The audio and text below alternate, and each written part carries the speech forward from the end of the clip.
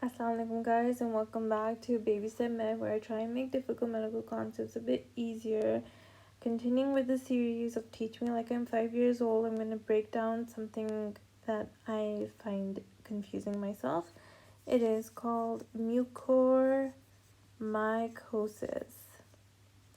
Now, how do you figure this out? Basically, just think of it as a very rare fungus, okay? That's the basic, because it has a fancy name, it's difficult, it's like you don't hear it a lot. Mucormycosis. So it's rare, it's not really common, so because of this, it's going to be in someone who has poor immunity, and it's usually going to be a person with very poorly controlled diabetes, okay? And they're going to have sinusitis, okay? So basically, a person with really bad diabetes, a really long history of diabetes, and they're getting this sinusitis like symptoms, and they have eye pain and all of that stuff, you're going to immediately start clicking and thinking that it's mucormycosis. So because I said sinusitis, you're going to think about the face, okay?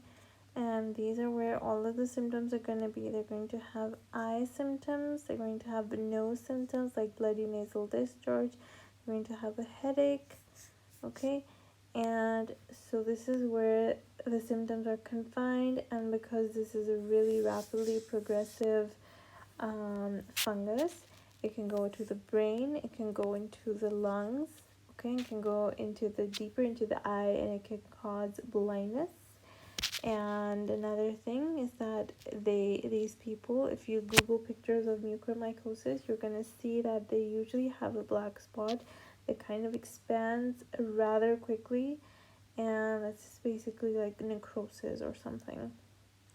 So that's why I use a black pen, because really dig it deep into your head.